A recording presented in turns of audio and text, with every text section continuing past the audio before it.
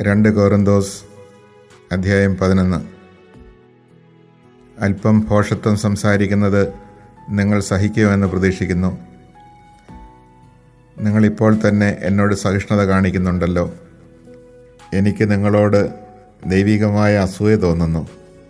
എന്തെന്നാൽ നിർമ്മലയായ വധുവിനെ അവളുടെ ഭർത്താവിന് എന്നതുപോലെ നിങ്ങളെ ക്രിസ്തുവിന് സമർപ്പിക്കേണ്ടതിന് ക്രിസ്തുവുമായി നിങ്ങളുടെ വിവാഹ നിശ്ചയം ഞാൻ നടത്തി.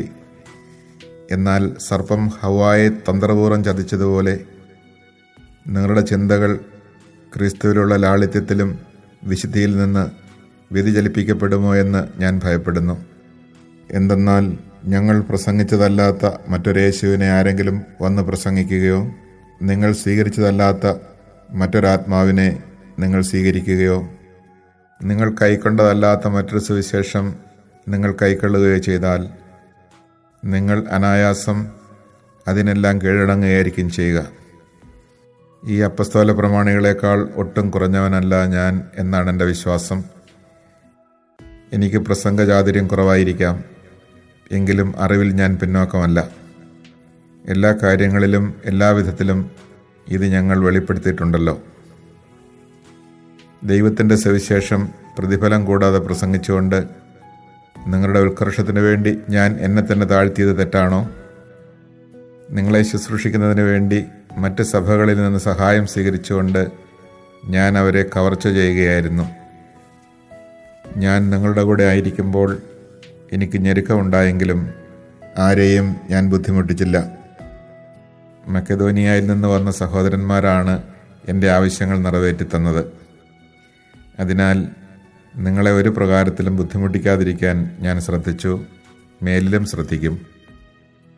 ക്രിസ്തുവിൻ്റെ സത്യം എന്നിലുള്ളതുകൊണ്ട് എൻ്റെ ഈ പ്രശംസ അക്കായിയ പ്രദേശങ്ങളിൽ കേൾക്കപ്പെടാതിരിക്കുകയില്ല.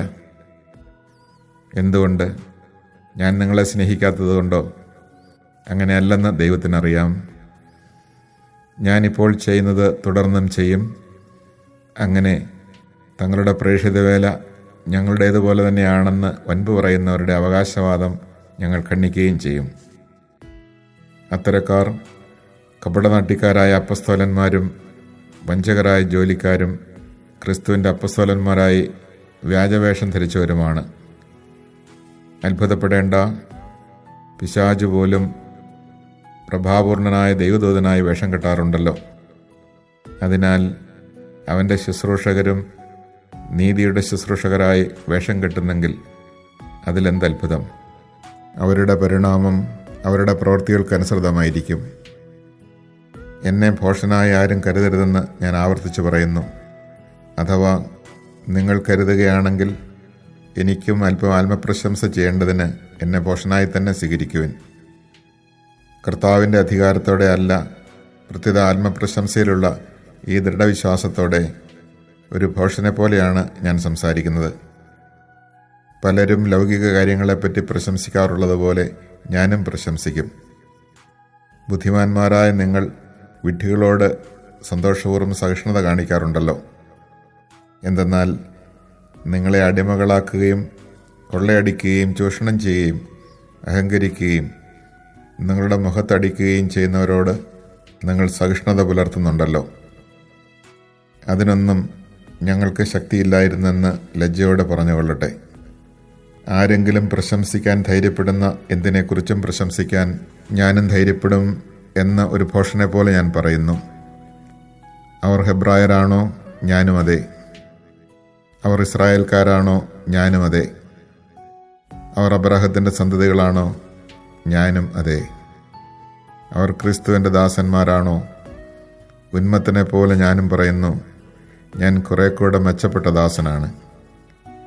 അവരെക്കാൾ വളരെയേറെ ഞാൻ അധ്വാനിച്ചു, വളരെ കൂടുതൽ കാരാഗ്രഹവാസം അനുഭവിച്ചു, എണ്ണമറ്റ വിധം പ്രഹരമേറ്റു, പലതവണ മരണവക്ത്രത്തിലകപ്പെട്ടു.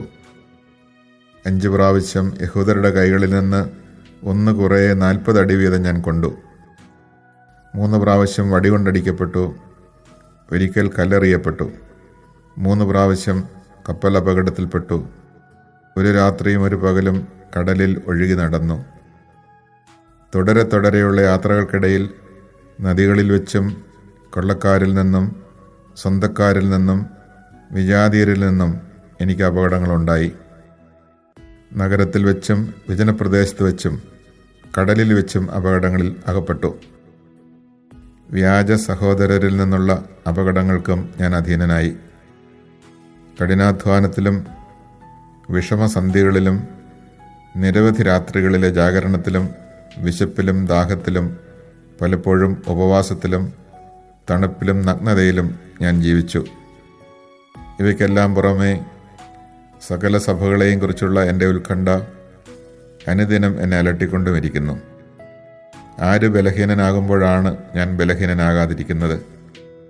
ആര് തെറ്റ് ചെയ്യുമ്പോഴാണ് എൻ്റെ ഹൃദയം കത്തിയെരിയാത്തത്?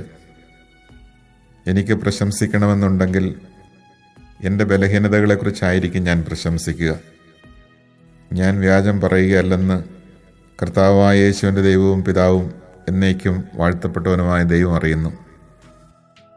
ദമാസ്കസിൽ വെച്ച് എന്നെ പിടികൂടുന്നതിന് വേണ്ടി അരേത്താസ് രാജാവിൻ്റെ ദേശാധിപതി ദമാസ്കസ് നഗരത്തിന് കാവലേർപ്പെടുത്തി.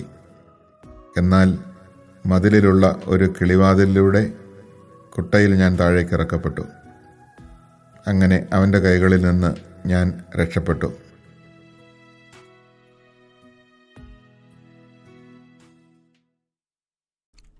Chapter 11. If only you would put up with a little foolishness from me, please put up with me. For I am jealous of you with the jealousy of God, since I betrothed you to one husband to present you as a chaste virgin to Christ. But I am afraid that as the serpent deceived Eve by his cunning, your thoughts may be corrupted from a sincere and pure commitment to Christ.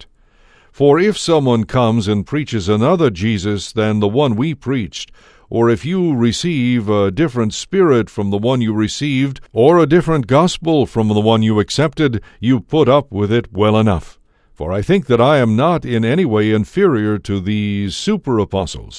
Even if I am untrained in speaking, I am not so in knowledge. In every way we have made this plain to you in all things.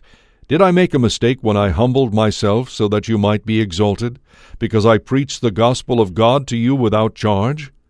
I plundered other churches by accepting from them in order to minister to you.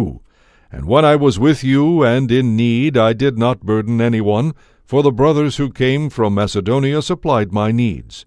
So I refrained and will refrain from burdening you in any way. By the truth of Christ in me, this boast of mine shall not be silenced in the regions of Achaia. And why? Because I do not love you? God knows I do.